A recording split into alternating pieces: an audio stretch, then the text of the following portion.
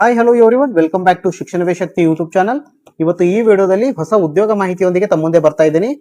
ಈಗಾಗಲೇ ಅಧಿಸೂಚನೆಯನ್ನು ಪ್ರಕಟಿಸಿ ಅರ್ಹ ಅಭ್ಯರ್ಥಿಗಳಿಂದ ಅರ್ಜಿಗಳನ್ನು ಆಹ್ವಾನಿಸಿ ನೇಮಕಾತಿಗಾಗಿ ಚಾಲನೆಯನ್ನು ನೀಡಿದ ಒಂದು ಉದ್ಯೋಗ ಮಾಹಿತಿಯ ಕುರಿತಾಗಿ ಈ ವಿಡಿಯೋದಲ್ಲಿ ತಿಳಿದುಕೊಳ್ಳೋಣ.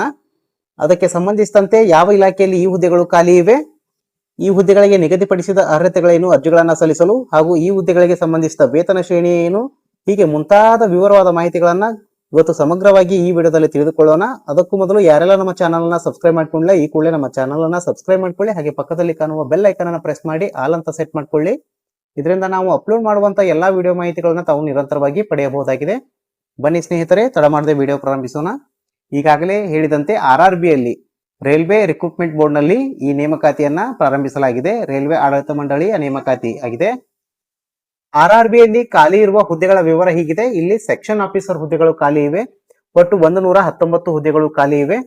ಈ ಹುದ್ದೆಗಳಿಗೆ ಸಂಬಂಧಿಸಿದಂತೆ ಮಹತ್ವದ ದಿನಾಂಕಗಳನ್ನ ನೋಡೋದಾದ್ರೆ ಇಲ್ಲಿ ಅರ್ಜಿಗಳನ್ನ ಸಲ್ಲಿಸಲು ಆರಂಭ ದಿನಾಂಕ 15/7/2026. ಅರ್ಜಿ ಸಲ್ಲಿಸಲು ಕೊನೆಯ ದಿನಾಂಕ 14/8/2026.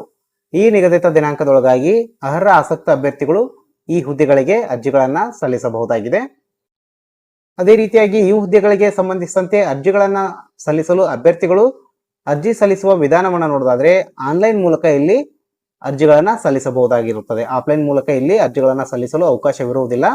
ಆನ್ಲೈನ್ ಮೂಲಕ ಅಧಿಕೃತ ವೆಬ್ಸೈಟ್ಗೆ ಭೇಟಿ ನೀಡಿ ಅಲ್ಲಿ ತಮ್ಮ ಅರ್ಹತೆಗಳನ್ನ ಪರಿಶೀಲಿಸಿಕೊಂಡು ಅರ್ಹ ಅಭ್ಯರ್ಥಿಗಳು ಅರ್ಜಿಗಳನ್ನ ಸಲ್ಲಿಸಬಹುದಾಗಿದೆ. ಈ ಹುದ್ದೆಗಳಿಗೆ ನಿಗದಿಪಡಿಸಿದ ವಯೋಮಿತಿ ವಿವರ ಹೀಗಿದೆ. GM ಅಥವಾ EWS ವರ್ಗದ ಅಭ್ಯರ್ಥಿಗಳಿಗೆ ಇಲ್ಲಿ ಗರಿಷ್ಠ ವಯಸ್ಸು 33 ವರ್ಷಗಳು. OBC ಅಥವಾ ಹಿಂದುಳಿದ ವರ್ಗದ ಅಭ್ಯರ್ಥಿಗಳಿಗೆ ಇಲ್ಲಿ 36 ವರ್ಷಗಳು ಗರಿಷ್ಠ ವಯೋಮಿತಿ. SC ಹಾಗೂ ST ಪ್ರವರ್ಗದ ಅಭ್ಯರ್ಥಿಗಳಿಗೆ ಗರಿಷ್ಠ ವಯೋಮಿತಿ 38 ವರ್ಷಗಳು. ಇನ್ನು ವಯೋಮಿತಿ ಸಡಿಲಿಕೆಯನ್ನು ಕೂಡ ಇಲ್ಲಿ ನೀಡಲಾಗಿದ್ದು GM ಹಾಗೂ EWS ವರ್ಗದ ಅಭ್ಯರ್ಥಿಗಳಿಗೆ ಇಲ್ಲಿ 3 ವರ್ಷಗಳ ವಯೋಮಿತಿ ಸಡಿಲಿಕೆಯನ್ನು ನೀಡಲಾಗಿದೆ. OBC ವರ್ಗದ ಅಭ್ಯರ್ಥಿಗಳಿಗೂ ಸೇರಿಸಿ SC ST ಅಭ್ಯರ್ಥಿಗಳಿಗೆ ಇಲ್ಲಿ 5 ವರ್ಷಗಳ ವಯೋಮಿತಿ ಸಡಿಲಿಕೆಯನ್ನು ನೀಡಲಾಗಿದೆ. ಹೆಚ್ಚಿನ ವಿವರಕ್ಕಾಗಿ ತಾವು ನೋಟಿಫಿಕೇಶನ್ ಡೌನ್ಲೋಡ್ ಮಾಡಿಕೊಂಡು ಅಲ್ಲಿ ನೋಡಬಹುದಾಗಿದೆ. ಈ ಹುದ್ದೆಗಳಿಗೆ ಸಂಬಂಧಿಸಿದ ಶೈಕ್ಷಣಿಕ ವಿದ್ಯಾರ್ಹತೆ ಯಾವುದೇ ಪದವಿಯನ್ನ ಮುಗಿಸಿದಂತ ಅಭ್ಯರ್ಥಿಗಳು ಈ ಹುದ್ದೆಗಳಿಗೆ ಅರ್ಜಿಗಳನ್ನ ಸಲ್ಲಿಸಬಹುದಾಗಿದೆ. ಈ ಹುದ್ದೆಗಳಿಗೆ ಅರ್ಜಿಗಳನ್ನ ಸಲ್ಲಿಸಲು ಅರ್ಜಿ ಶುಲ್ಕ ಹೀಗಿದೆ. ಶಾರ್ಟ್ ನೋಟಿಫಿಕೇಶನ್ ಪ್ರಕಾರ ಇಲ್ಲಿ ಯಾವುದೇ ರೀತಿಯ ಅರ್ಜಿ ಶುಲ್ಕ ಇಲ್ಲ. ಆದರೆ ಅಧಿಕೃತ ಶುಲ್ಕ ವಿವರ ಮತ್ತು ವಿನಾಯಿತಿ ನಿಯಮಗಳು 14/7/2026 ಡೀಟೇಲ್ಡ್ ನೋಟಿಫಿಕೇಶನ್ ನಲ್ಲಿ ಅಂತಿಮಗೊಳ್ಳುತ್ತದೆ. ಅಲ್ಲಿ ತಾವು ನಿಗದಿಪಡಿಸಿದ ಅರ್ಜಿ ಶುಲ್ಕದ ಪ್ರಕಾರ ಅರ್ಜಿ ಶುಲ್ಕವನ್ನ ಪಾವತಿಸಬೇಕಾಗುತ್ತದೆ. ಈ ಹುದ್ದೆಗಳಿಗೆ ನಿಗದಿಪಡಿಸಿದ ವೇತನ ಶ್ರೇಣಿ ಹೀಗಿದೆ. ಇಲ್ಲಿ 35,400 ರಿಂದ 60,000 ರೂಪಾಯಿಗಳವರೆಗೆ ವೇತನವನ್ನ ಇಲ್ಲಿ ನೇಮಕವಾಗುವ ಅಭ್ಯರ್ಥಿಗಳಿಗೆ ನೀಡಲಾಗುತ್ತದೆ. ಹಾಗೆ ಈ RRB ಯಲ್ಲಿ ನೇಮಕವಾಗುವಂತ ಅಭ್ಯರ್ಥಿಗಳಿಗೆ ಜಾಬ್ ಲೊಕೇಶನ್, ಉದ್ಯೋಗದ ಸ್ಥಳವನ್ನ ಭಾರತಾದ್ಯಂತ ಆಲ್ ಇಂಡಿಯಾದಲ್ಲಿ ಇಲ್ಲಿ ಇವರಿಗೆ ನೇಮಕಾತಿ ಆದೇಶವನ್ನ ನೀಡಲಾಗುತ್ತದೆ. ಭಾರತಾದ್ಯಂತ ಎಲ್ಲಿಯಾದರೂ ಇಲ್ಲಿ ನೀಡಬಹುದಾಗಿದೆ.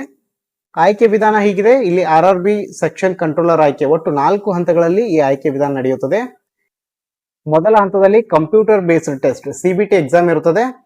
ರಿಟರ್ನ್ ಎಕ್ಸಾಮ್ ಮೂಲಕ ಅಭ್ಯರ್ಥಿಗಳನ್ನ ಶಾರ್ಟ್ ಲಿಸ್ಟ್ ಮಾಡಲಾಗುತ್ತದೆ. CBT ನಲ್ಲಿ ಸಾಮಾನ್ಯ ಜ್ಞಾನ, ಮ್ಯಾಥಮೆಟಿಕ್ಸ್, ರೀಸನಿಂಗ್ ಮತ್ತು ವೃತ್ತಿ ಸಂಬಂಧಿತ ಪ್ರಶ್ನೆಗಳನ್ನ ಇಲ್ಲಿ ಕೇಳಲಾಗುತ್ತದೆ. ಹಂತ 2 computer based aptitude test CBAT ಪರೀಕ್ಷೆಯ ಮೂಲಕ ಇಲ್ಲಿ CBT ತೇರ್ಗಡೆಯಾದ ಅಭ್ಯರ್ಥಿಗಳಿಗೆ ಅಪ್ಟಿಟ್ಯೂಡ್ ಟೆಸ್ಟ್ ನಡೆಸಲಾಗುತ್ತದೆ. ಇದರಲ್ಲಿ ಗಮನ, ಅವಲೋಕನ ಮತ್ತು ತ್ವರಿತ ನಿರ್ಧಾರ ತೆಗೆದುಕೊಳ್ಳುವ ಸಾಮರ್ಥ್ಯವನ್ನ ಪರೀಕ್ಷಿಸಲಾಗುತ್ತದೆ.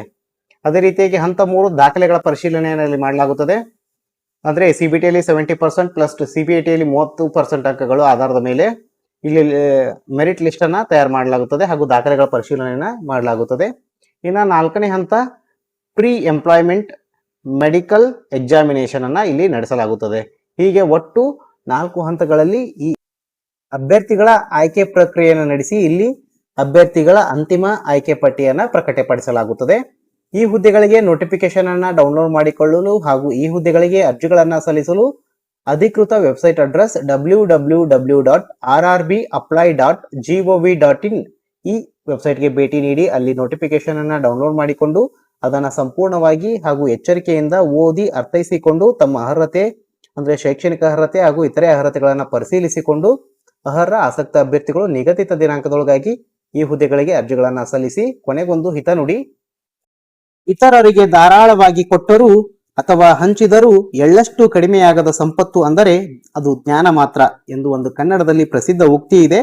ಈ ಮಾತಿನ ತಾತ್ಪರ್ಯ ಇಷ್ಟೇ: ನಾವು ಉದಾರ ಮನಸ್ಸಿನಿಂದ ಬೇರೆಯವರಿಗೆ ಧಾರಾಳವಾಗಿ ನಮ್ಮಲ್ಲಿರುವುದೆಲ್ಲವನ್ನು ಹಂಚಿದರೂ ಅಕ್ಷಯದಂತೆ ಸಂಚಯನಗೊಳ್ಳುತ್ತಲೇ ಇರುವ ವಸ್ತುವೆಂದರೆ ಅಥವಾ ಸಂಪತ್ತು ಎಂದರೆ ಅದು ಜ್ಞಾನ ಸಂಪತ್ತು ಮಾತ್ರ. ಅದರಿಂದ ಪರೋಪಕಾರಕ್ಕಾಗಿ ಬಳಕೆಯಾಗುವ, ಯಾರಿಂದಲೂ ಕಸಿದುಕೊಳ್ಳಲಾಗದ ಅಥವಾ ಹಂಚಿದರೂ ಕ್ಷೀಣಿಸದ ಜ್ಞಾನ ಸಂಪತ್ತನ್ನು ನಮ್ಮದಾಗಿಸಿಕೊಳ್ಳಬೇಕು. ಅದರ ನಿಟ್ಟಿನಲ್ಲಿ ನಾವು ಸಾಗಬೇಕು ಎಂಬುದು ಈ ಮಾತಿನ ತಾತ್ಪರ್ಯವಾಗಿದೆ. ಧನ್ಯವಾದಗಳು. ಮತ್ತೊಮ್ಮೆ ವೀಕ್ಷಕರಲ್ಲಿ ವಿನಂತಿ, ಯಾರೆಲ್ಲ ನಮ್ಮ ಚಾನಲ್ನ ಸಬ್ಸ್ಕ್ರೈಬ್ ಮಾಡ್ಕೊಂಡಿಲ್ಲ ಈ ಕೂಡಲೇ ನಮ್ಮ ಚಾನಲನ್ನು ಸಬ್ಸ್ಕ್ರೈಬ್ ಮಾಡ್ಕೊಳ್ಳಿ. ಹಾಗೆ ಪಕ್ಕದಲ್ಲಿ ಕಾಣುವ ಬೆಲ್ ಐಕನ್ ಅನ್ನು ಪ್ರೆಸ್ ಮಾಡಿ ಆಲ್ ಅಂತ ಸೆಟ್ ಮಾಡ್ಕೊಳ್ಳಿ. ಈ ವಿಡಿಯೋನ ಲೈಕ್ ಮಾಡಿ, ಶೇರ್ ಮಾಡಿ, ಕಮೆಂಟ್ ಮಾಡಿ. ಮುಂದಿನ ವಿಡಿಯೋದಲ್ಲಿ ಭೇಟಿಯಾಗೋಣ. ಅಲ್ಲಿವರೆಗೂ ಜೈ ಹಿಂದ್, ಜೈ ಕರ್ನಾಟಕ.